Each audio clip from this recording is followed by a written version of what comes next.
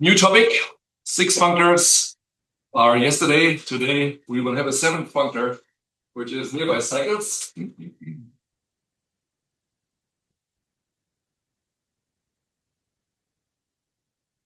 So this is the 7th functor. And so before I want to talk about that in the Motivic context, I think since it's a little bit maybe outside the absolute mainstream, I want to begin with a little section on the situation in topology. So nearby cycles in the classical case of complex geometry, let's say. So what's going on there? So there one has some x, which is, let's say, some manifold maybe, and it comes to you with a holomorphic map f to delta. So delta is a little disk in C containing the origin. And then one looks at, so let's say I call this x0, the fiber over 0. And then we have the functor disk, so which I call the prefix I call x eta. And generally speaking, I mean, for the purpose here of this little exposition, I will say this F is supposed to be a proper map, and holomorphic, let's say, as well. And the F eta, the generic fiber here, is supposed to be a smooth map as well. So generally it's smooth and proper, and the special fiber will sort of, in the case of interest, not be smooth. Yeah, that's the situation. So let's maybe focus F0. And so what are nearby cycles? So nearby cycles are somehow a way to compare the special fiber to the nearby fibers, so the ones that are not just zero. Yeah, so that's kind of the spirit. And so what's the definition here? The definition is the following. So the nearby cycles, maybe I should also say in this preliminary section here, I will always write d of x, by which I mean the derived category of sheaves in the usual sense on the.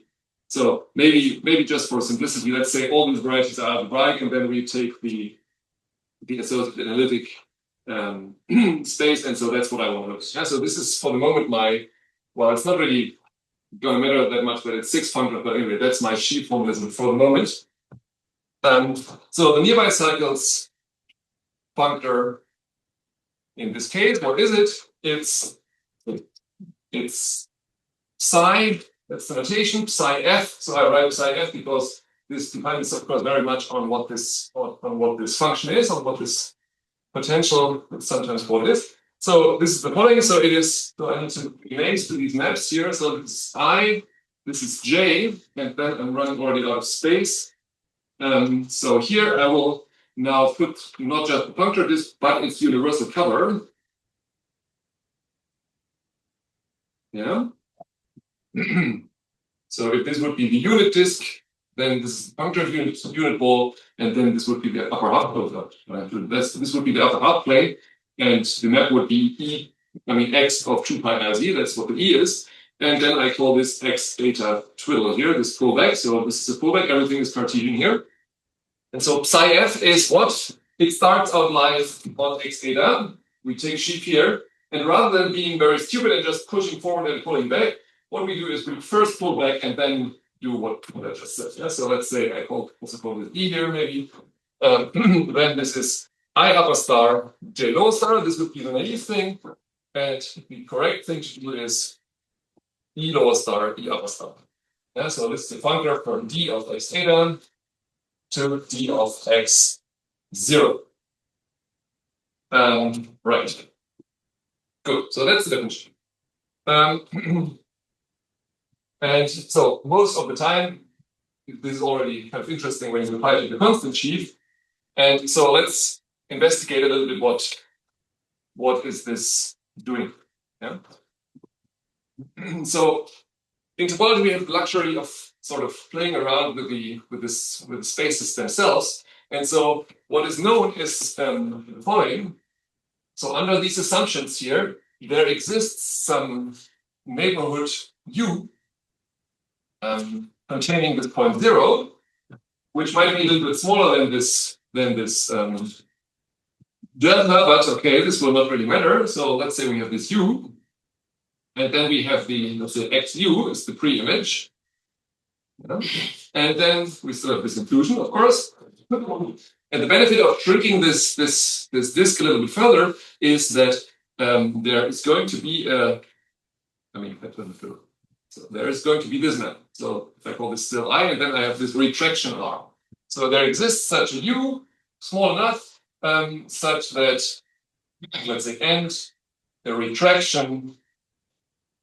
So R from XU to X0, which is, of course, supposed to be compatible with the situation down there. So the fiber-wise, we can retract this little tube around this special fiber back to the special fiber. That's what's called this so-called Ehresmann's lemma. And so what's the benefit of that? So this has the effect that we can now first observe that the delta itself doesn't matter all that much. The only thing that really matters is the U, because this I upper star, J lower star, it doesn't care about what happens away from the origin. Yeah? So we can basically pretend delta was equal to U. So let's say without loss of generality, we can say U is equal to delta, just for notational simplicity. So in other words, we can pretend we have that retraction. And now the key thing is now the following. Because of this geometric situation, we have two functors from d of x, yeah, which was my d of x, a moment ago, to d of x0. What are these two functors? Well, one is the I upper star, the pullback, and the other one is the R lower star, the direct limit along this retraction. And what I'm claiming is, because of homotopy invariance, these functors are actually the same. Yeah? So pulling back is the same as pushing forward along this retraction in this situation. And here's a typo in the notes, I just realized. Because it's really a function from d of x to d of x2, not the other way around. Okay, so that's very useful, because that tells us is psi f of z. Rather than doing I upper star, j lower star, we can also do R lower star, j lower star, E lower star of constant sheaves, so let's say Z. So we start out with a constant sheaf here, we push there, and then pretend this one there, we push all the way down. Okay, that's what really is. And so in particular, we can sort of apply, to make this a bit more tangible, we can apply the push forward along this map F0, right? So now we go tack, tack, tack, tack. So in other words, what we basically do is we take the cohomology of this generic pulled back fiber all the way down to 0. Oops. So that's what we can do. And now, what for now? Well, like under these assumptions, F eta here is smooth and proper, and therefore this one is as well. And what this entails is that the push forward down along this map here is going to produce a local system. Yeah. So this this is the local system. So let's say yeah. So maybe let's write this as follows. So I write it as p lower star, p tilde lower star, f tilde lower star. So we have tilde is this map. So that's this pullback, and p tilde is so p tilde is the map down to a point. Yeah. So this is basically that thing. Okay, and so I said this is a local system. On what? On this universal cover, which, as I said, is basically the upper half plane. So on this delta, on this universal cover, which is contractible. So this is contractible. And so in other words, this local system is not better or worse than any of its fibers. There's no wonder or nothing. It's really just, we can look at one such fiber. So we can say this is basically the same as F1 lower star of Z, where F1, maybe I can also still squeeze it in here somewhere. So let's say if F1 is some point, doesn't really matter what number it is, yeah, let's say just some point in here, then I have the fiber X1, and this would be my F1. Yeah, so that would be the computation of this push forward of the nearby cycles down to the point. Yeah, so these nearby cycles, they deserve their name because once you push it down all the way to a point, you get just the cohomology of the nearby fibers under all these assumptions. Okay, so that's where the name comes from. So cohomology of quote unquote nearby fibers. Yeah. So, Yes. is this existence of your good? It's not completely obvious. I know this is a lemma called Gerresmann's lemma, which is using which is in particular using these assumptions. Yeah, so it's not fully for free. I mean, I think I'm not an expert, but sort of people also look at this in the case when these are really just maybe even slightly singular manifolds, and then it gets more tricky. Then there are still people know when this happens, but in this algebraic case, it's supposed to be reasonably straightforward. Okay, good. So that's where the name comes from. Yeah. So and now, what can we say more about this beast other than that? So there is a bunch of information. My sort of philosophy in writing this now down is all these things that we will see now will come up again more typically later on. Yeah, so this is all kind of a prequel, if you wish, to the Motivic story. So first of all, there is the so-called co-specialization there. Can I ask a question? Yes. I'm slightly confused. If the space is contractible, you're taking the cohomology of your system here. Yes. Why do you get the cohomology of the fibers and not just the constant shape? The constant like C in degrees, you know? Well, because it's still this is a local system. Well, okay, you're right. Okay, it's a local, maybe local system is a bit the wrong word. It's a complex of local systems which all one by one are having their certain cohomology. Yeah, so that's it. Maybe I should say, yeah, it's a complex of local systems whose individual cohomologies are indeed local systems. Yeah, thanks. Good. So co-specialization. So here's the first trivial remark. So for a sheaf on X, right? So now here we have, of course, this map I alpha star G goes to I alpha star, J lower star, E lower star, E alpha star, E alpha star. Okay, that's for sure. And so if you look at this is just going to be psi f of J alpha star G. Yeah? So we have a map. If we have a map on the entire space, we have a map from the restriction of the special fiber to the nearby cycles, sort of after we restrict to the generic fiber. So that's going to be, you see the map is very naive and it doesn't really do all that much, just coming out of the adjunction here.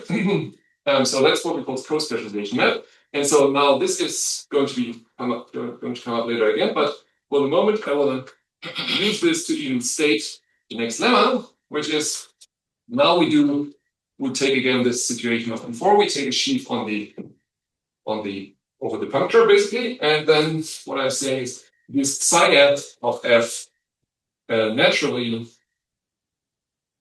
has, or let's say comes, somebody I should say naturally comes with an action, or let's say comes with an endomorphism, comes with automorphism. Which automorphism is that? So this is so-called monodromy.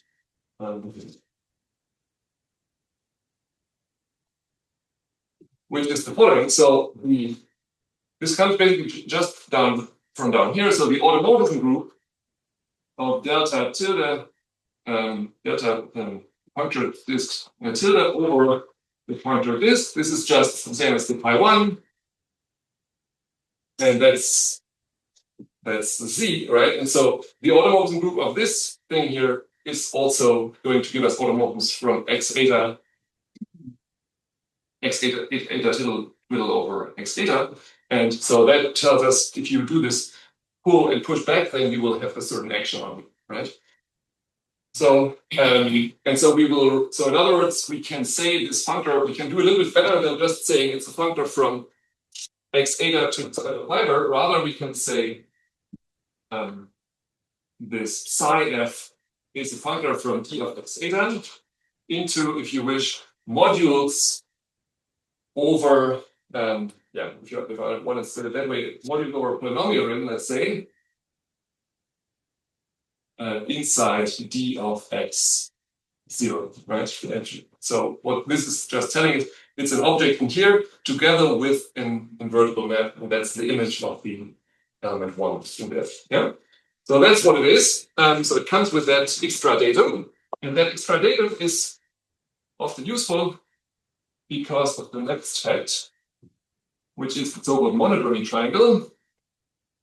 There is a fiber sequence called monodromy triangle.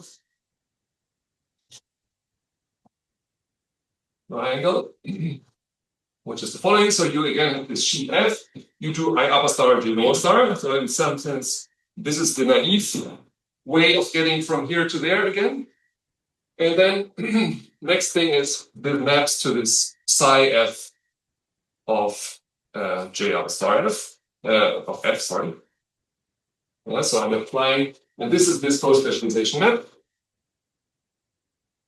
applied to G being J lower star F. And then here comes now identity minus the action of this monodromy operator.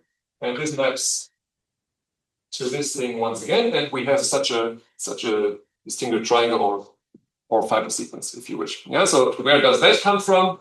Just say quickly orally, this basically comes from what this E upper star, E lower star does. It's basically just taking a product of Z many copies of your sheaf here.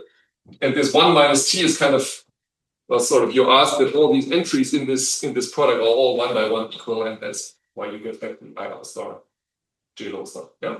So that's the situation. Yeah. So in other words, not only is it true that the psi f depends on the I upper star, J lower star, yeah? So in some sense, it's the one way, and the other way around, if you know what the psi f is, you also can get back the naive kind of gluing in some sense. Yeah. And this has been, I mean, I will not talk about this so much, but maybe just say it, that the benefit of this kind of thing is that this nearby cycle happens to be exact for the perverse T structure, and that is what is not true for the I upper star J lower star. So that allows you to glue perverse sheaves using that functor rather than this one. Okay, but that's not my main topic here. So is this monodromy operator defined by, once you pull back to the universal cover, you apply the dash transformation into by that? Yeah, totally. Yeah, so we have a certain automorphism sigma on here, which so you can kind of pull back, then you pull back along the sigma, you push down again along the sigma, and then push back. That's well, it's different. I mean, that's sort of giving you the action here, but it's exactly what you said. And then I'm sorry, why is called monodromy operator? Because usually for each down like more number field, like making stuff. Yeah. Well, okay, I don't. Well, you are the Greek guy. You know, monodromy means walk around once, right? So yes, one way. And so this is where you walk around the 0 once, right? And so that's where it comes. Okay, that's not. Yeah. So sorry, that was not meant to be. Was not meant to be dismissive. This was to showcase my little bit of trigger. Yeah, but anyhow, let's make the next statement. So this functor, where is it? Yeah, it's here. So it is unusual in some respect, namely because even if x eta and x 0, everything is just algebraic varieties, this map E is like I said, it's an exponential, so that's not at all an algebraic map. And so we are really out of the box when it comes to deciding about all these 6 functor questions, right? So, but still, it is true that psi f preserves constructible sheaves. Yeah, preserved constructible sheaves, which is non-trivial once again because this IFE lower star a priori, or not a priori, this E lower star itself does not. But still, it just so happens that if you do that post-composition with phi upper star J lower star, it does preserve constructible sheaves. So that's a non-trivial statement, which I will not prove. In the notes, I've given some references. So there's various ways. For example, in SGA7, it is proven by sort of doing it in the algebraic world. I will say something about this in a moment, and then sort of transporting it to the analytical world. Yeah, so it's really not trivial, and there's another also purely analytical proof, but again, also non-trivial. And we will revisit this question when it comes to the Motivic situation. Yeah, so this is, in some sense, the hardest part of it all. And one next thing that I want to say, so maybe I should say lemma. So this is maybe really a theorem. The next thing I want to say is the following. So this is a preparation for what's going to come. So in the context of motives. So let's say, consider again this psi f of f. And now I want to assume this sheet f has field coefficients. Yeah. So this is, let's say, x0, and then we do k, where k is field. Let's say the rational numbers, for example. That's the classical case. So in other words, we say that f is also a sheaf of k vector spaces rather than it being groups. Okay, so that's what we can consider. And now the statement is this decomposes into two pieces, namely the so-called unipotent part and the rest. So then this psi f of f is decomposing as the following form: psi f un, I write for unipotent, plus some rest. So let's say psi f prime of f. So this is a decomposition in this category here. And what are these summons? So as the name suggests, so we have this T, which is an element in this phi1, which is the generator of here. Yeah, that's my element. And so this acts on that, and it acts invertedly. So there's not much to say. But what we can say is that if we look at 1 minus T, this acts nilpotently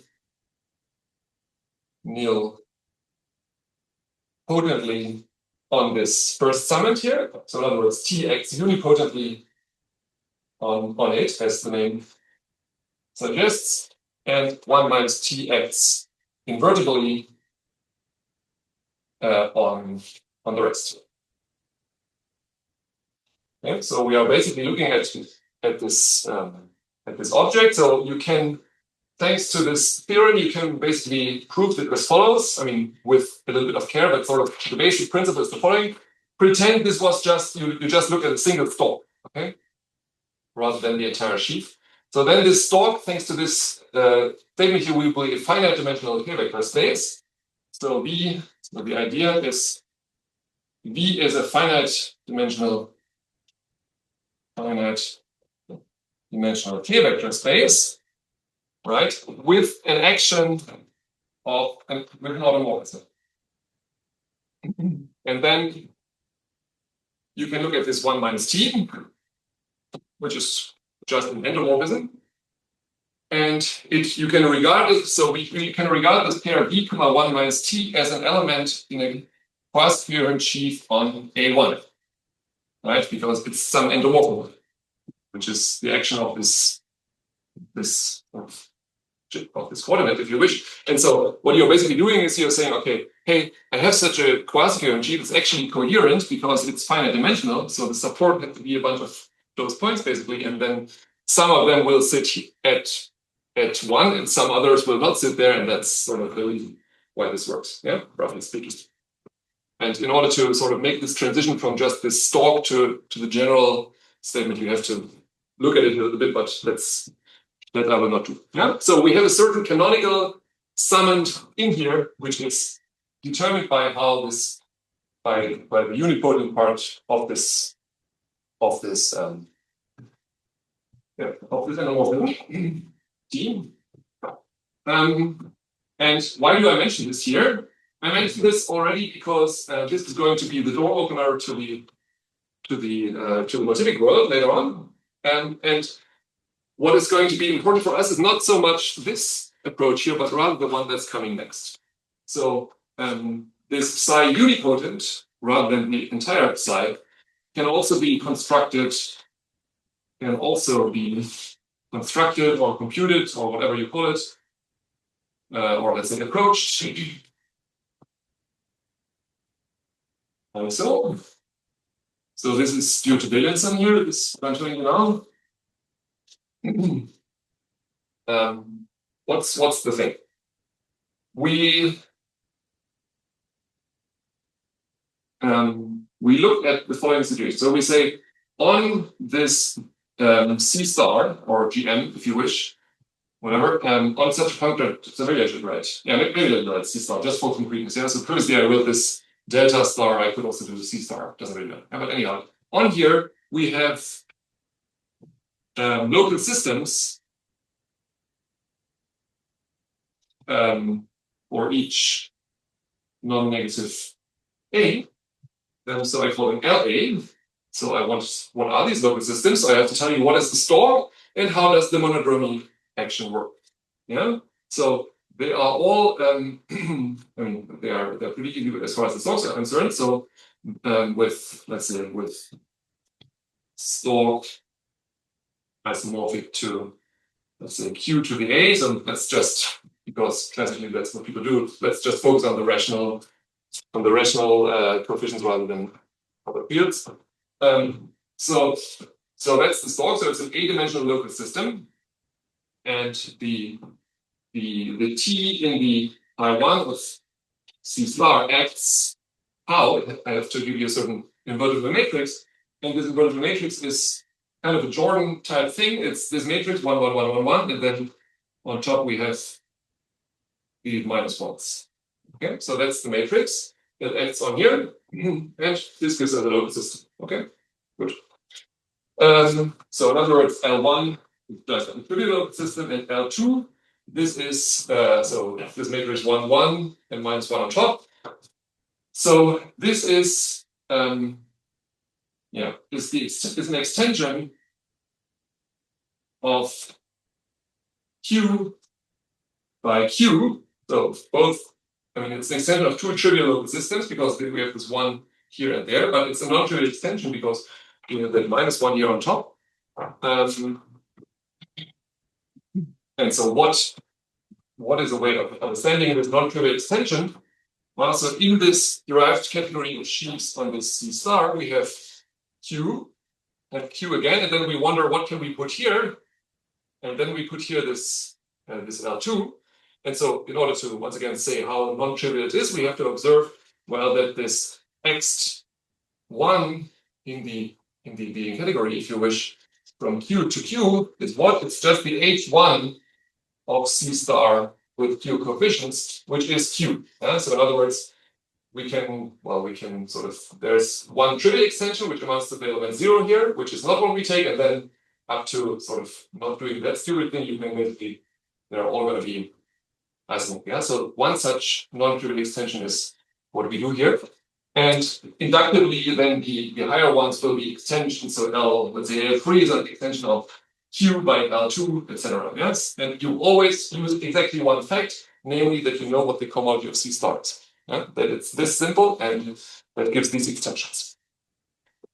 Okay, and so why do I mention all this? I mention this because of the following proposition due to Williamson, which gives you another way to approach this unipotent nearby cycles functor, and that's going to be sort of, going to guide us in some sense for the Motivic story. So the statement is the following. So here we have to restrict to a perverse sheaf just for the statement to be exactly of that form. So for a perverse sheaf, let's say F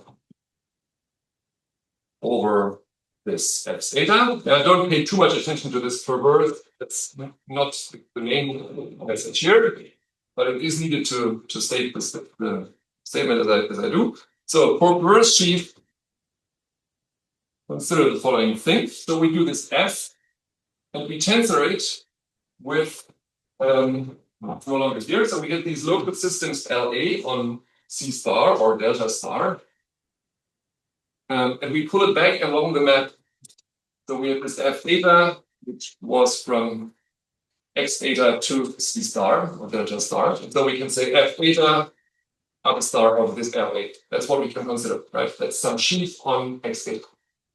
Okay. And then we do J law star to it, J law shriek, and also independently J law star.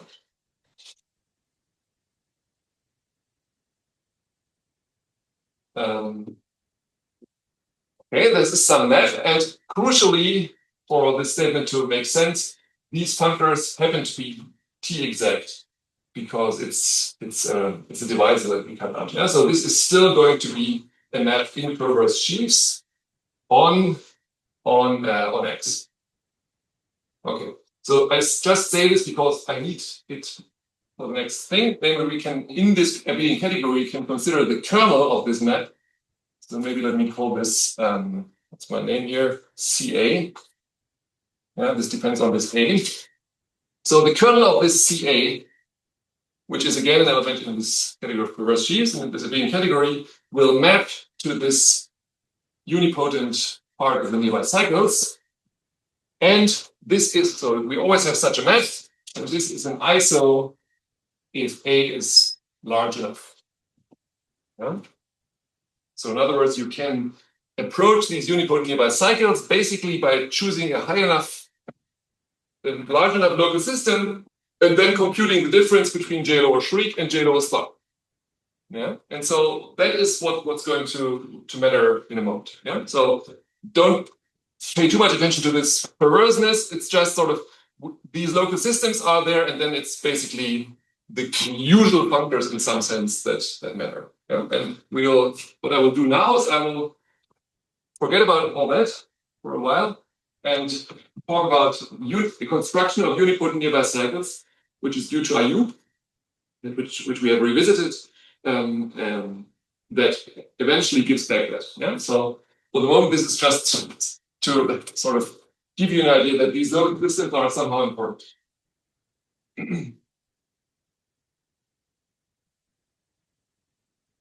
Okay, so that's my topic for today, unipotent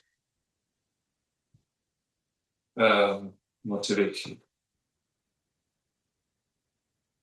nearby cycles. Can I ask a question before we move on? Yes. So we did this story over like a one-dimensional disk. Yes. If you work with an n-dimensional poly disk, do you know what this 1 minus t becomes instead?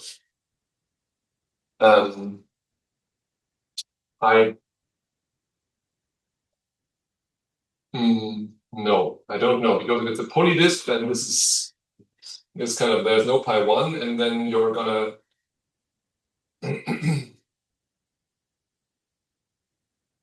no, it's not clear to me. Maybe I can say something about this in a moment when we have this kind of more functorial understanding what's another way to see this, and then maybe I can try and say something more meaningful. But it certainly will not be of that exact form. But yeah, I'll try something more meaningful in a moment, which is going to happen now. So before I talk about the proper Motivic story, let me just make a remark. So I focused on topology here, but a similar story works for attachments.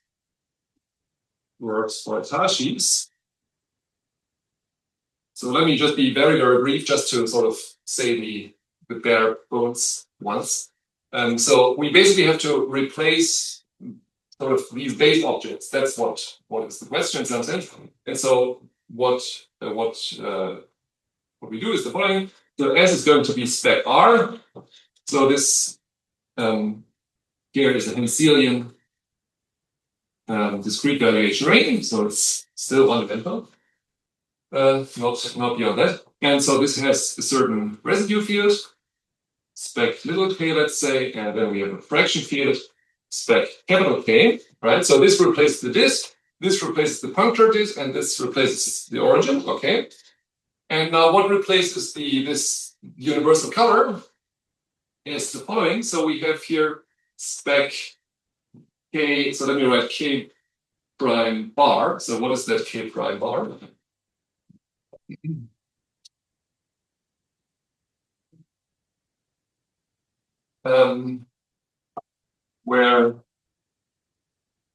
Where K prime is the quotient field of, let's say, R prime, and R prime is the Henselization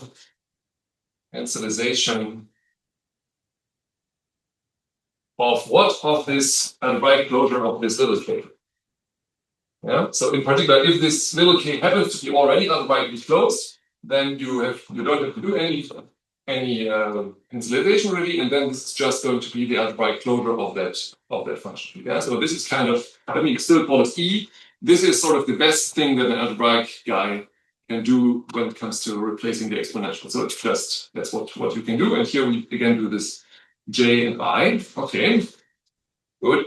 And so now then over this you will have your X and X eta twiddle maybe. And your X, maybe let me call it X little s for special fiber. Like that. And so then again you do the exact same story. You take an entire sheaf here. Instead of doing push-pull just naively, you pull back first and then do push-pull like before. And sort of everything I said is still true when appropriately sort of set up. Yeah? So you will, so this is kind of the success of SGA7. So SGA7, you see this still exactly works. Of course, even though the methods are obviously quite different. Yeah? So there is not this trick of doing this retraction doesn't work anymore, obviously. So that will not work, but it's still sort of close to working in the sense that this sort of what used to be this retraction of this x back to x0 previously is kind of replaced in some sense by the fact that this spec of this R looks like it is from a cohomological point of view. Yeah? And so that is kind of, in some sense, it's never really sort of explicitly said in that sense, but this is kind of what makes this work ultimately. Yeah. So that works. That's the classical thing in SGA. And since you were asking about higher dimensions, so Hans and Scholz, they also have something similar. They have an even more crazy setup. So when S is an absolutely integrally really closed valuation ring, not necessarily one-dimensional, then what they show is you don't even have to do this step, right? Absolutely integrally closed means in particular this quotient field is already algebraically closed. So you can forget about that other step. And what they show is, so S is like this and X lives over this, finitely presented. Right? And then what they show is the following sweeping statement. They show the following. So you have these sheaves on X eta, and you have sheaves on X. Okay, sure. But, so of course you can do J O star and J up star. So that is always true. But what they show is that if you don't do the entire category of all sheaves, but rather only look at ULH sheaves, or maybe I should call them swath over S, yeah, this condition that we have talked about, then this is actually an equivalent of categories. Yeah?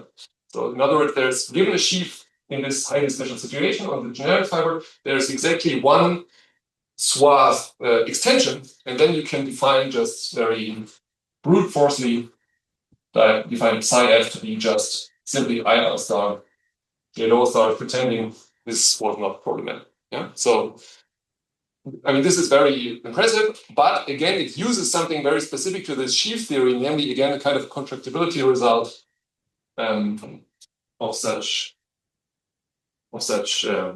base schemes, basically. Yeah? So this is all very good in the sense of showing us there should be something universal to it, but it's clear that alone will not sort of do it. Yeah? And so what IU managed to do is to find an approach to saying these things without using that you can contract a disk to a point, nor that you can somehow regard such a strictly NCNVR, for example, as a disk. So what is that approach? So let's fix the following situation here geometrically. So we now will just work here out brightly. So x is over a1 over s, and then we have 0 inside here. Then I call this x little s, and then I have gm over s, which is in here, and then I call this x eta.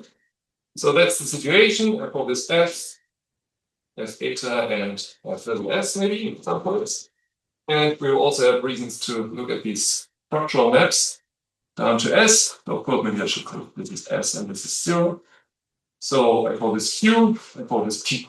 Okay, good. So that's the geometric setup. So everything will depend on that function from x to a1.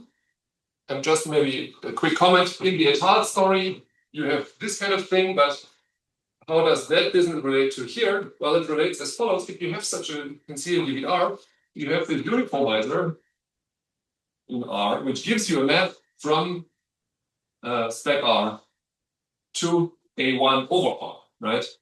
And so in other words, you are exactly in this situation. So sort of this thing here you can go down to A1 over R using this uniformizer. And then if you look at 0 and GM, then you will get exactly these two fields. Yeah, so that's really a special case. Yes. Okay, so that's what we fix. And what we also fix is a six functor formalism, like we have done before. So let's say I will say D has to be compactly generated. So let's say it's int, the int completion of these geometric objects. And we want to be in this favorable situation that also these right adjoints are preserving all these objects. So let me say it's the span of schemes over finite time, like all the time. And then we don't just want to land in PRL or something like this, but really want to land in sort of the junctions within PRL stable omega. Yeah, so what I'm saying here is, if you forget about the int, then we would like to say this functor formalism is such that also the right adjoints, namely at lower star and at upper shriek, they also preserve geometric or constructible or whatever you name it objects. Yeah, so that's what we had before, and we will assume now here a bunch of conditions, namely most crucially that it is a one invariant, and then also that this Tate object 1 twist 1 is tensor invertible. And do I forget something? Where is it? I can't read anymore. Localization, exactly. I'm just wondering where. Yeah, here it is. Yeah, exactly. Localization, yeah. Of course. And I think that's all we need. I mean, at some point I will say a few more local assumptions, but basically these are the blanket assumptions. Okay, good. So in other words, motives are an example of that. Yeah, so let's do that. And now, what is the definition of these unipotent nearby cycles? To state this, I have to introduce first a variant of this D, namely these so-called Tate objects. So definition. So we fix some speed x, okay? And then I'll say dt of x. So this D stands for the old D, and this T stands for Tate, is defined to be just the category generated as a presentable stable category by all these objects. Yeah? So this is inside D of x.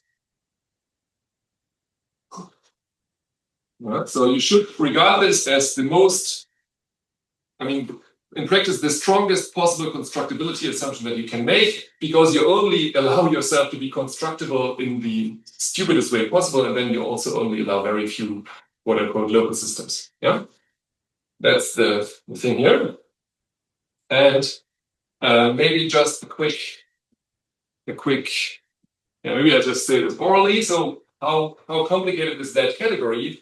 Well, this category, like I said, is generated by these objects. So you know this category basically once you know what the bonds between these objects are. Yeah, so this is more or less as good or as bad as knowing all these mappings from 1 to 1 twist M. So once you know all these groups, or all these spectra, really, strictly speaking, so then you know what this category dt is, and also vice versa. Yeah. So this is kind of, that's kind of the richness of this thing. This is much, much poorer than the entire category in general. And maybe an example.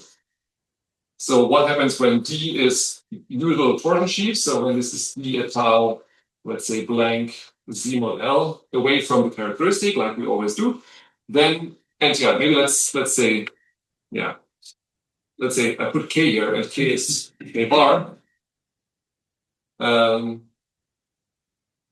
that's a bit underwhelming anyway, but okay, let me still say it. Then this dt here is just really mod dt of k. It's just mod z mod L. But for that, that's not a good example. I just realized, because that would be the same as the d in that case.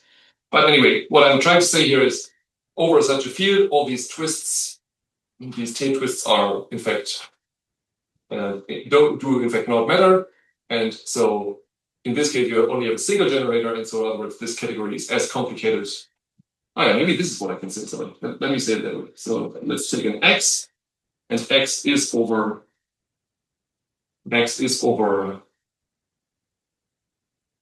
k bar, and then this is not mod ZL, but rather mod of the sort of, in the notation of the scale theory paper, would be C upper star X Z mod L. Yeah, so we have this cochain complex which computes the entire cohomology with certain coefficients in this case.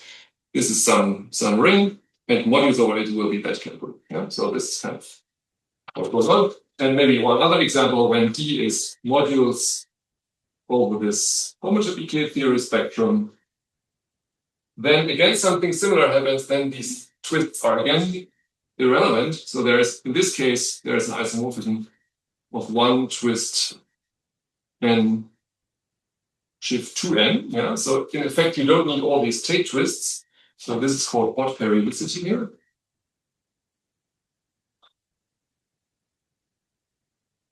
In this case, you don't need all these generators. You just suffice to look at at one itself. And then this category dt for these k motives is not more or less than knowing what the k theory of this spectrum, of this scheme X is. So in this case, dt of X is more or less the same as knowing what, it's the modules over the homotopy K theory spectrum of this X. Yeah. What I'm trying to say here is sort of, this is a very small subcategory in this D of X, which is completely controlled once you understand what the homology of your scheme is itself. That's it. Okay. And in some sense, however, we are basically trying not to look at this too much, because the philosophy of these 6 functors is you're not supposed to really worry too much about mapping spectra. Rather, you should look at these relative mapping objects. And that's what I want to do now. So we will have reasons to consider this dt of dm. And so, let me make the following observation here. Maybe I'll just specialize to this directly. So we have this dt of dm, and then we have this dt of s. Yeah. So think of this as your most simple ground ring, if you wish. And the question is, how much more complicated is that ring, in a sense, than this one? Okay, and the answer to that question is the following. So we have this P lower star and P upper star. So P is this map here. This GM is always over S, yeah. We are already once. And so there's two things here to note. One is that the P lower star preserves these Tate object or Tate motives. Why? Because we have assumed this is A1 invariant, and then if you do the P lower star here, you can also do it basically the Q lower star, and then you have the zero upper sheaf that is kind of the error you made. But thanks to these assumptions, this is still fine. Yeah, more specifically, I can say P lower star 1 is 1 plus 1 twist minus 1 shift minus 1. That's the formula for the, if you wish, for the cohomological motive of GM over S. Yeah, and this is going to be very important. So I will call this lambda in a moment. Okay. And now, okay, so this uses what's special about GM. And now we use what's special about this dt, namely this p upper star. This functor here generates this dt of GM under colimits, right? Because, well, one twist n goes to one twist n, so I hit all the generators here. And so this functor is kind of surjective as far as the generators are concerned. And that tells us that this p lower star is conservative. Yeah, which crucially is not generally true, but only for these Tate guys. Yeah, so in general, these push forwards will not be conservative, but here this is true thanks to the very restrictive setup. So it's conservative, and also by what I assumed about the functor formulas here, it's also continuous. And so we can use bar back, which tells us this category dt of Pn is what? It's modules over this guy here, over this lambda inside inside dt of s. Okay. These Tate objects are basically objects down here together coming with an action of this ring, if you wish. That's what's going on. And this is starting to look good because I remind you, so previously we were looking at C star, and then we were telling, aha, well, this cohomology of C star in degree 1 was one-dimensional. Yeah? And that is, so this is the degree 1, this Tate twist we didn't see, but this being one-dimensional is what shows up here. Okay, so this is going to be our handle into the situation somehow. And okay, now I need to say one or two more things, and then we can find these uniform nearby cycles. Why does P star resemble colimit? Because I assumed it. I assumed here that I wrote it down like this. Yeah, so I assumed, yeah, generally it might not, but I want this to be true. Yeah, so in practice, we can guarantee this once we know that the F upper star preserves compact objects. So that's part of the setup. Otherwise, it would be, yeah, if not, I'm not sure. Well, our back is a bit weaker than being continuous. I'm not sure if you can still do something meaningful, but I think that's a legitimate assumption. Okay, anyhow, let's say the following. So, you know, in this valences approach, we had all these local systems. LA was an A-dimensional local system with a certain Jordan block and so on. How can we sort of find this here? So here's the following little remark. So it's going to be very useful and helpful to be able to switch back and forth between kind of a more geometrical point of view, which is sheaves on GM, or this algebraic point of view, which is just modules over that guy there. And so simply take this algebraic point of view, we can say in this mod lambda, so maybe I will not all the time write dt of s. Yeah, so if I don't write anything, this is kind of implicit. Here maybe I write it down once. So in this sort of most basic category, lambda modules in the base ring, if you wish, there is the following sequence. We have the monodal unit, right, which is the constant sheaf down on the base. And then we have this lambda, which is the motive, if you wish, of GM. And there is a map like this, which comes from one sort of, yeah, maybe I should say, so we have GM over S, of course. This was this P, but we also have a section, which is this element 1, right? And so we have this composition, and this gives us this map, yeah, this section gives us an augmentation of the lambda here. And this has a certain kernel, which is what? Which is this guy.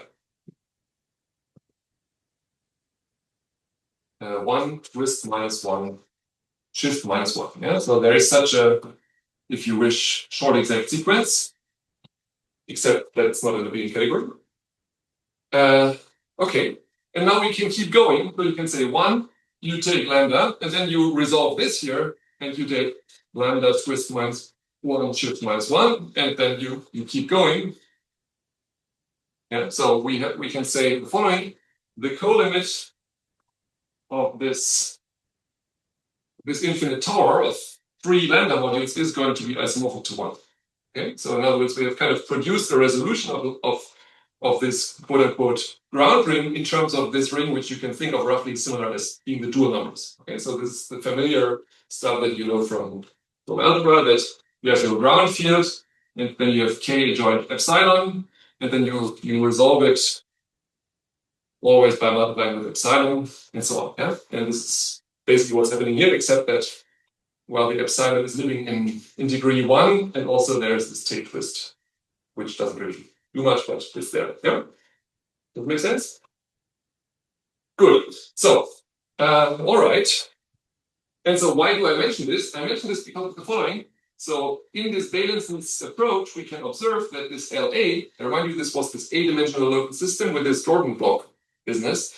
This is the co-limit of a very similar thing. So only so here I chop it off, I take the LA, and so I can say, well, maybe I write for emphasis these twists, even though in this topological context they were not really present.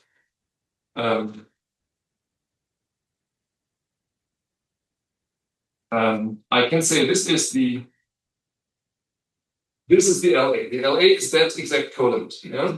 Why? Well, if you think about it, if you maybe take L1, then this would exactly be this extension that we talked about. Yeah, so it makes sense because these maps here, they all are encoding some little bit of geometric information, namely they encode sort of this one non-trivial cohomology class, if you wish. Yeah? So this is what's happening. Yeah? And so you see this LA is kind of in disguise sort of related to this resolution.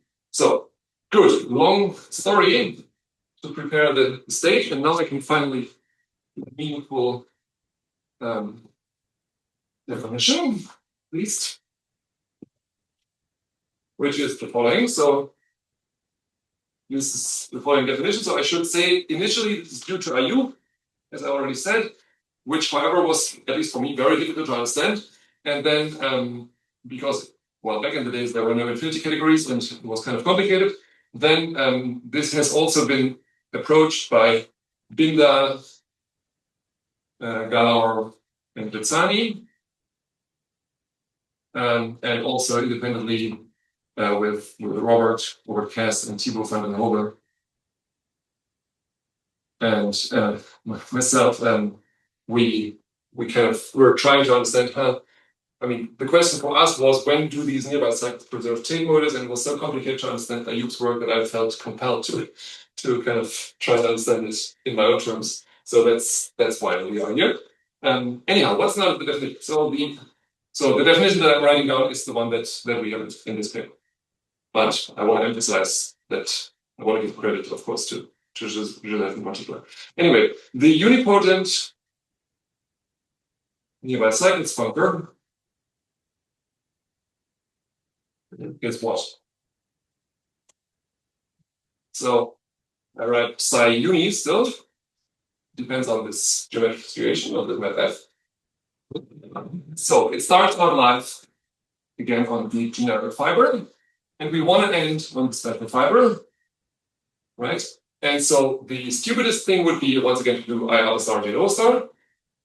And it's not quite that, it's the following. So we have here a functor that I call gamma question mark. I'll say what this is in a second. It went in dx theta tensor over dt of s, dt of gms. I will say what this functor is in one moment. And then here we do I alpha star J rho star. And then here we do, on the second figure, we do 1 alpha star. Okay, so let's parse this. So once again, the easiest part is the I alpha star J rho star, right? That would go from here to there. Okay. The 1 alpha star is the pullback along this point 1 in GM. So this will send take objects on GM to take objects on S itself, and then you can cancel this. Okay. So that's why there is no other factor here showing up. And now, what about this gamma question mark? Here this gamma question mark, or maybe I should once say it a bit more precisely. So I want to say gamma f eta question mark. So this question mark is not one of these 6 functors. It's, and I don't know what a better symbol would be. So it's not a questionable functor. It's a very useful one. Is what? It is the right adjoint of what functor?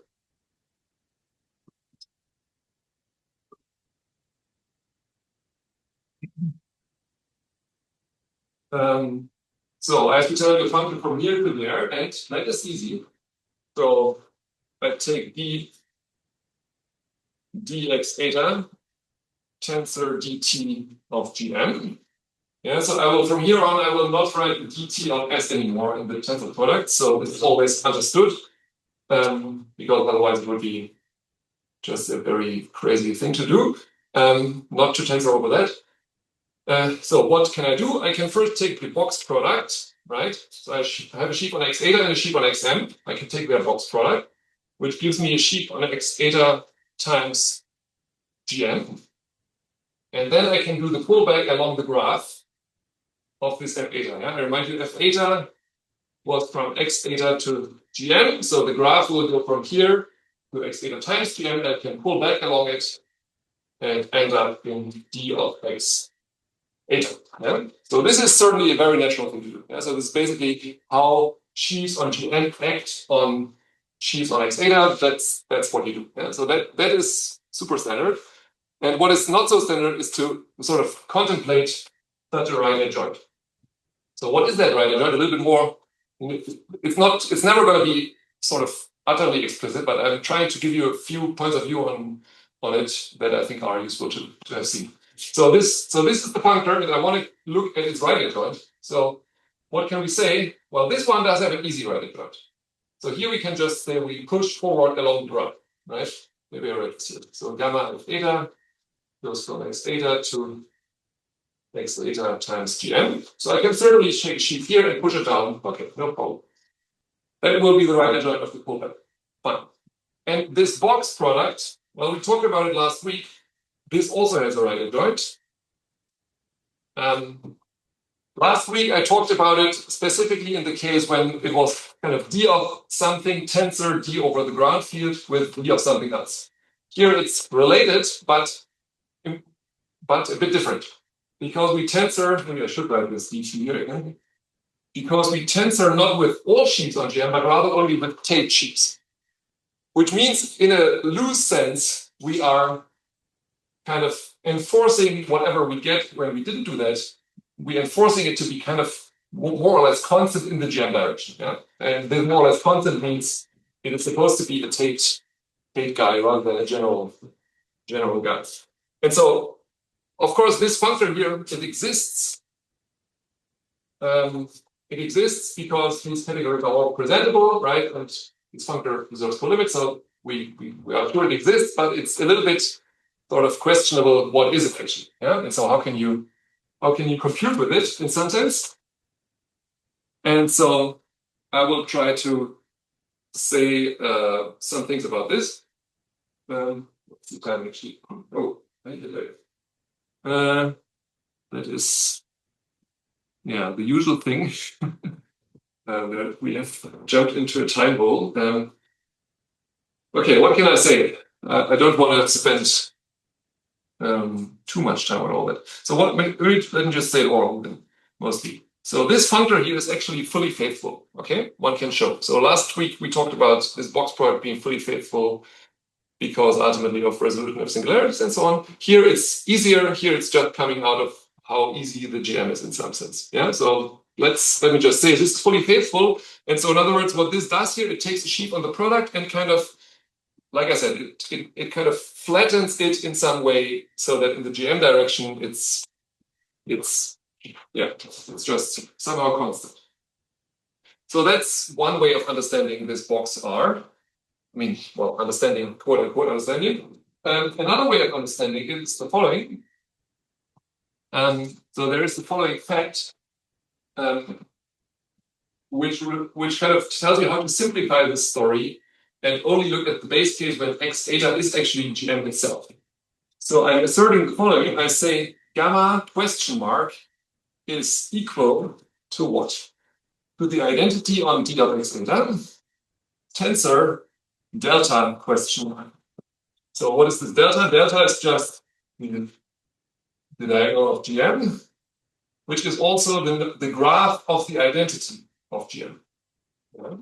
And so when I write down this here, I mean the following. So let's write this down kind of slowly. So this gamma question mark goes from dx theta, which we can regard as dx theta tensor over dt gm with itself. I'm just artificially putting in this x bar vector. Notice this makes sense because x theta is a modulo over things on gm because we have this map. Yeah. So otherwise this wouldn't make sense. But that is what makes sense. And so I say the following side is gamma question mark, which lands in here. So d of x theta tensor dt of s with dt gm. Okay. That's the one functor. And the other one that I wrote down here is, here I take the identity on this first vector. I don't do anything there. And here I do this delta question mark. And delta question mark is the right adjoint of just delta upper star, but not the sort of most stupid delta upper star, but rather the one I take notice. Yeah? So dt on gm squared to dt on gm. Yeah? So the pullback certainly preserves take motives, but the stupid push forward, the delta lower star would not preserve it. And so we want to enforce this. Yeah? So that's what this delta lower question mark is. And so this lands in dx theta tensor over dt gm still with dt of gm squared, and you can check that this, in this case, you can pull out the square. You can also say this is dt of gm tensor, sorry, it's very small here, dt of gm over dt of s. Sorry, this is really too small. But what I did is I kind of commuted the square past the dt, yeah, which is possible thanks to this very restrictive geometric situation. And so, well, why is this now sensible or helpful? Well, it's helpful because, well, you don't do anything on the x theta, so it's really completely unrelated to what the x is. It's only about what this delta question mark is. And that now is possible to explain again algebraically very simply, namely as follows. So again, this delta upper star, this went from dtm gm squared, which we can compute in terms of these modules. This is modules over lambda times lambda. Yeah, the motive of gm squared is just, you take the motive of gm, tensor with itself, and then here we have mod lambda, and the functor is sort of the one that you think it is, just tensor product along the multiplication, and the delta question mark in that language is just the restriction along this. Yeah? So this is restriction along the multiplication from lambda, tensor lambda to lambda. Yeah? So algebraically it's something very simple. Geometrically it's not so simple because, well, somehow, yeah, you have to kind of say what take motive is it, and you see it's not going to be that simple. But algebraically it can be said quite simply, and so let me, since time is short, just say as a conclusion what this buys you is the following. So this gamma f theta question mark, which we can compute in these terms if you wish, is going to be what? It's going to be the colimit of, you take your sheaf f, and then you take f twist minus 1, sheaf minus 1, and so on. Yeah, and so this colimit comes out of this resolution. Oh, it's no longer there. The resolution of the monoidal unit in terms of free lambda units. That's where sort of this comes from. Yeah? And so what I want to point out is this is really an infinite colimit. So this has a priori no reason to be constructible in any way. And it is not necessarily constructible. Okay, good. So that is yeah, not all I wanted to say. In the note, there's a few more explanations, but sort of maybe this is kind of, this has to suffice for now. This is this gamma question. Yeah, so this is the seventh functor, and then with a little bit of decoration, it gives the nearby seventh functor, at least the unity of the point. Yeah, so this is this highly mysterious functor, which is in some sense a restriction of an action. Yeah, no, I should say this. Sorry, I have to say what this is in yet one other way. So you have your sheaf here, and what does it mean? So what is this guy here? This is also modules over lambda in here. And so how can you, given a sheaf here, how can you regard it as a lambda module? You could tensor with lambda, yes, but that's not what you do, because that would preserve constructibility. Rather, what you say is the following: how is sheaf already a lambda module? It is a lambda module because you basically can say this lambda was the cohomology of GM over the base, right? And then this cohomology ring acts on any sheaf, and that's what you do here. Yeah, so in some sense, you're not changing the underlying object. You're just recording yourself. Aha, well, it had that action from the outset. That's what it is. Yeah. So again, in the notes, I've written this down in a better comprehensible way, maybe. But anyhow, now proposition. I want to basically state the following. I want to say everything we have seen previously, but almost everything, still survives. So first of all, there is the co-specialization map,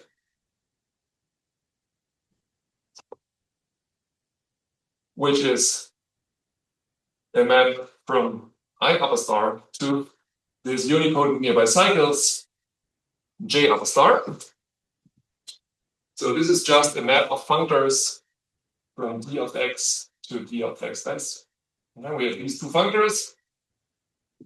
Either restrict just stupidly to the special fiber or go to the generic fiber and then do nearby cycles.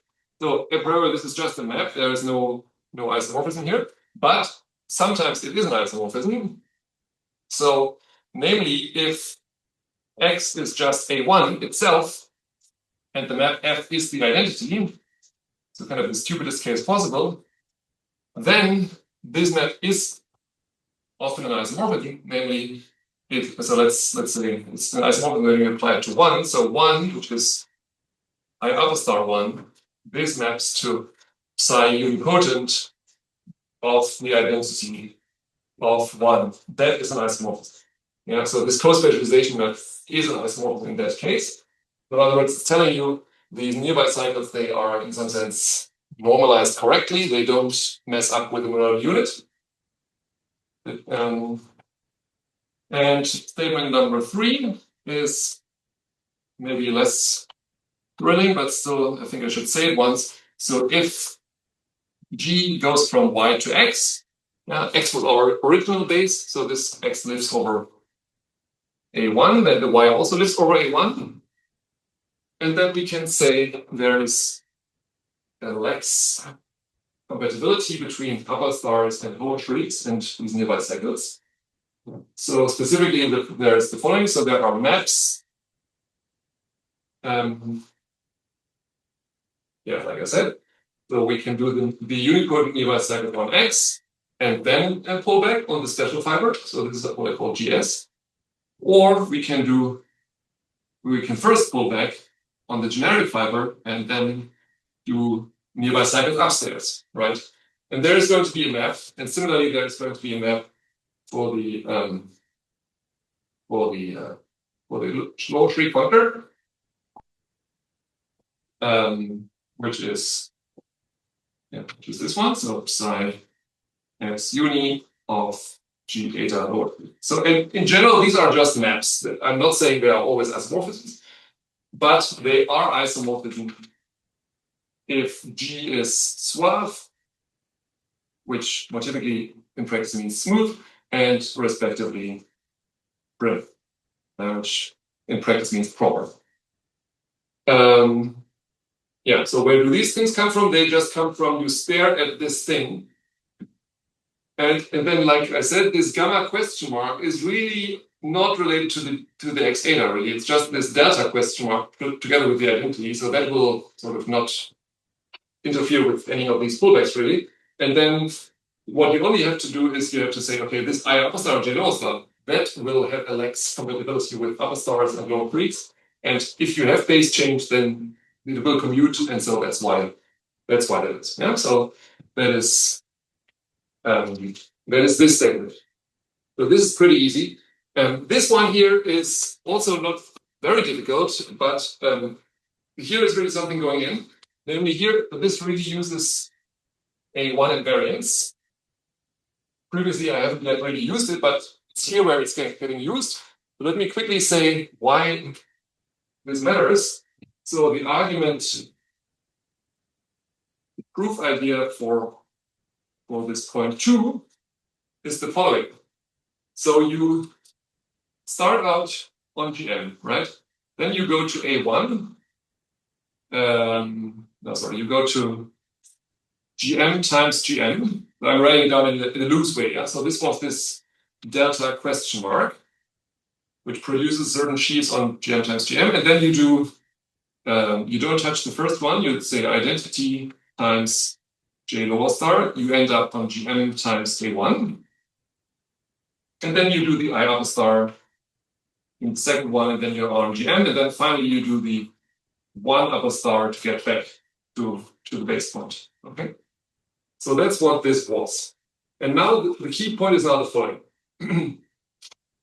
This delta question mark, like I said, only hooks up Tate objects. Yeah? So this is sort of a very simple thing. And this J lower star will not quite preserve Tate motives, but it will send dt of GM to something which is the so-called stratified Tate motive. So I will say dt of A1 is stratified with 0 union GM. Yeah, so what this means is I allow sheaves on A1 that are generated by means of the constant sheaf and its Tate twists, and by the transcriber sitting at 0, and again its Tate twists. Yeah?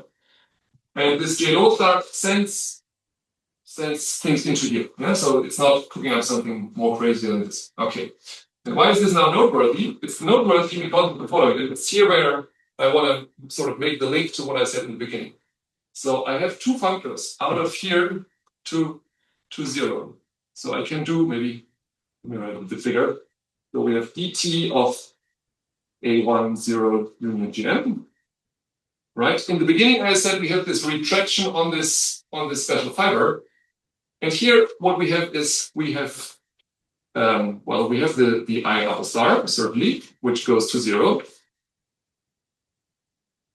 But we also have so I called it Q earlier, is it still here? No, it's no longer there. Q was the structural map from A1 down to the point. Yeah, and again, these two things are equal. These two functions are literally equal. There is a natural canonical isomorphism between them. Yeah, so what is that? It's going Q lower star goes to Q lower star, I lower star, I upper star. And then, so once again, this Q was A1 down to a point. And so if you do this, then this is the identity. So this is just I upper star. So you always have a map like that, no matter what sheaves you are looking at. And for these kind of very nice sheaves, it is an isomorphism. Okay? Because for the constant sheaf, it is true, because if you do the constant sheaf on A1, then you are getting Q lower star of the monoidal unit, and it's here where the homotopy invariance tells you this is just 1. Okay, so for that case, we use the homotopy invariance, and if you apply it to the skyscraper sheaf sitting at 0, then it's more trivially isomorphism. Yeah, so in some sense, that's what's going on. So upshot is you can trade off in this particular situation. You can trade off the I upper star still by some right adjoint.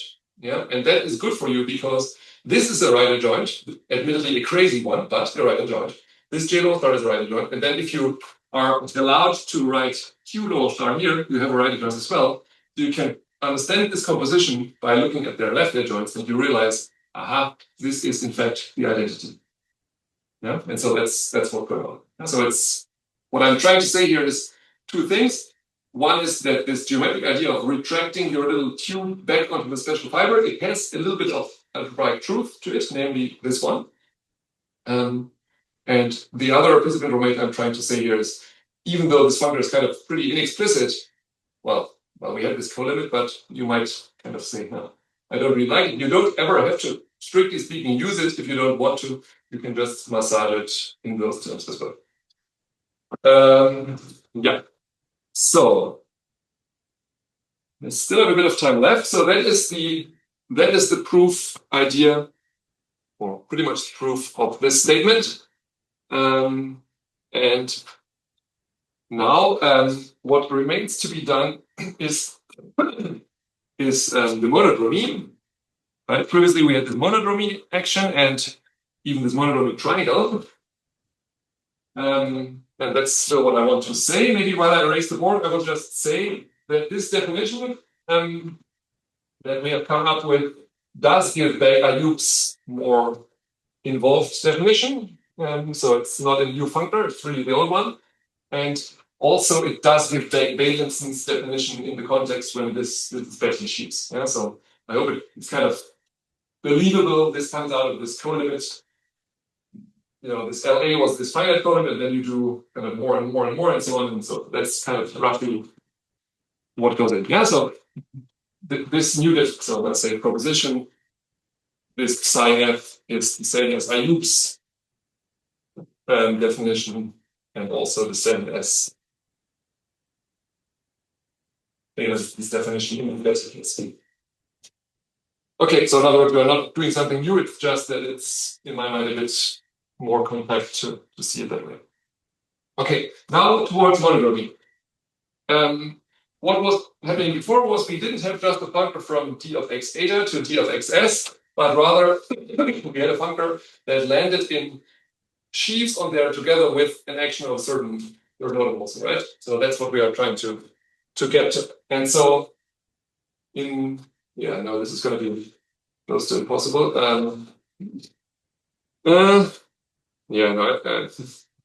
Okay, I have to do this then next time in a more sensible way. So let me begin with the following. So here is the lemma. So you can notice that if you look here, we did this one upper star, but you could ask why. Why did you actually do it? If you don't do it, well, then you don't do it. And then you end up in this thing here, and then you still tensor with dt of gm. And so what I'm going to tell you is, if you do this, then this extra tensor factor here is exactly encoding this monodromy. Okay? That's where I'm hitting. And in order to justify this, I have to dwell a little bit on this dt of gm a bit more. So here's the condition. So suppose this d is such that, and here it now comes to a condition which first looks a bit unwieldy. So this lambda, which was the motive of gm. Yeah. So I remind you, lambda was additively the direct sum of 1 plus 1 twist and shift. So there is no doubt about that. However, it's easy to overlook one thing, namely the question is, what is the algebra structure on the lambda? And so here's now the assumption. So assume this d is such that this lambda, which was our p lowest r1, is the so-called square zero extension, is the square zero extension of 1 by 1 twist and shift. Yeah, so I think I will not try to go into it too much. Yeah, so there is in higher algebra there is a certain notion of you take a certain sort of additive object which has no multiplication, and then Lurie tells you how to cook up an algebra out of that. Namely, sort of quote unquote the naive thing is what you want to do. You want to say, well, this is your unit, you don't do anything there, and then you multiply elements in here. Well, if you have an element in here and another one, then you will say their product should be 0. But of course, in order to do this properly, you have to invest some ink. So let's not do that. Let me just say this condition is automatic if D is Q linear. Okay, it's automatic if D is Q linear, which is certainly useful. And it's also true, for example, for the reduced motives that we developed with Jens. But anyhow, it's sort of often enough true, but it's not true. Notably, it's not true when this formalism is just Betti sheaves with integral coefficients, for example. Yeah, so there is an honest condition here. Yeah, sorry, I forgot to say something. If D is Q-linear and if the transposition, if you do this twice, you have the permutation here, then you want this to be the identity. Yeah? So these are the two conditions. So the second one is something that motivically is always true, but the first one will be an extra condition. So let's assume this technical condition. And now here comes the statement. Then, so I need to understand this category dt in a better way. Yeah? So then we have the following. There is a fully faithful functor from dt of dm. So I write it in those terms, but it's in this case easier to think about lambda modules in dt of s. Yeah, so modulate over this guy. If you have such a beast, you can tensor over lambda with the monodal unit. Yeah, so basically you are kind of modding out this augmentation ideal, if you wish, of course, in a derived manner. So that's what you have. And so initially you would think you land in dt of s, right? Because you tensor a lambda module over lambda with 1, you get a 1 module, if you wish, which is just in here. Okay. You can do that, but you can look closer and you can observe that this lands in modules over some other object, which I call sigma. What is that sigma? Sigma is basically the automorphism of 1. So where the sigma is the I said automorphism, I meant to say endomorphisms. So the lambda linear endomorphism of the monodal unit. Yeah? I remind you, 1 is a lambda module by means of the augmentation. So you can wonder what are the endomorphisms, of course, again, derived. And you will notice that if you have your f and you do f tensor lambda 1, well, then the sigma will act because sort of you just let it act on the 1, yeah, which makes sense because you tensor over lambda. So you certainly have such a functor.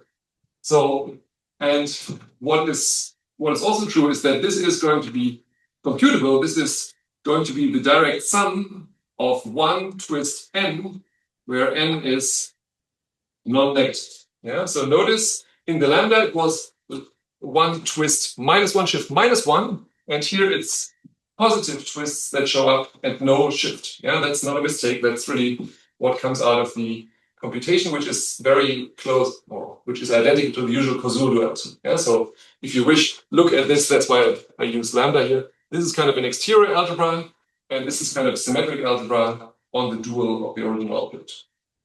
So that's the pattern here. So this is the lambda. And so I said there is a fully faithful functor, which is this one. And I can describe the image for you. The image, the essential image of this functor is the following. So we have assumed that all these categories are compactly generated. So this is generated compactly by lambda and its twists. So the twists we can forget because everything is kind of dt as linear. So let's not look at this too much. But let's look at where lambda itself is mapped. So this is mapped to 1, acted upon by sigma just in the naive, stupid way, namely you mod out everything in positive degrees, and that's how sigma acts on 1. So lambda gets sent to this very stupid, simple module there. So, and that gives us sort of information on the essential image. So the essential image of this is, let's say, is compactly generated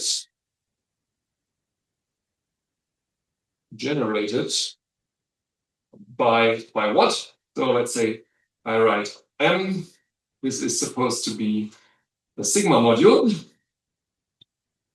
No, sorry, I wanted to write M in dt of S compact. So a compact object done on base. So just Yeah, that's what it is. And then the sigma module structure will be, so if you think about it, sigma wants to act on your M. So sigma tensor M goes to M.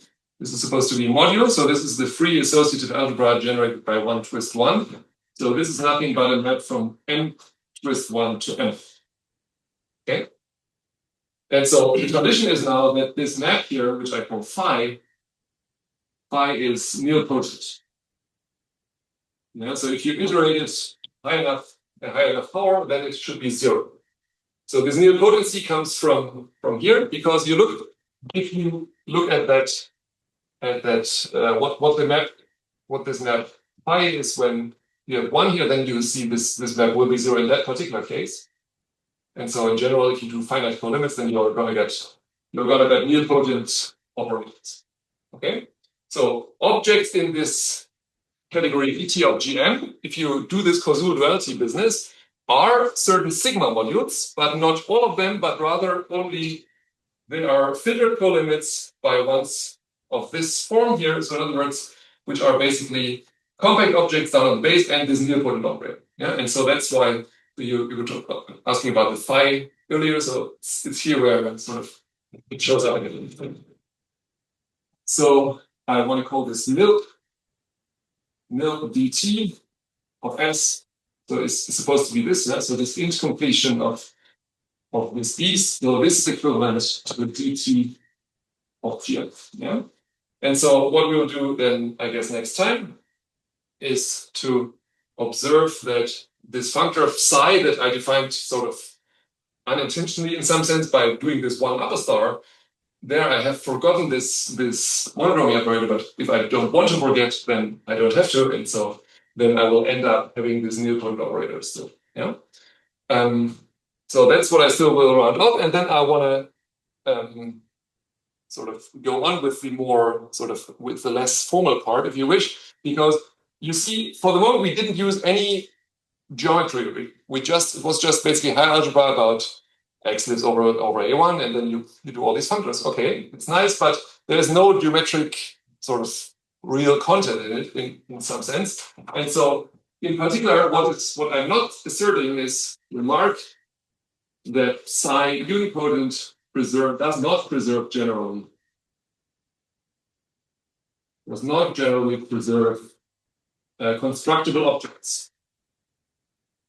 Yeah. So there is an explicit counterexample by Ayub on that. So this will work with agile torsion sheaves. But anyway, it does not preserve this finiteness condition, and so it tells you, okay, it can't be quite the right thing from the perspective of the initial story, because there it turned out, I mean, at least I asserted it does preserve constructible objects.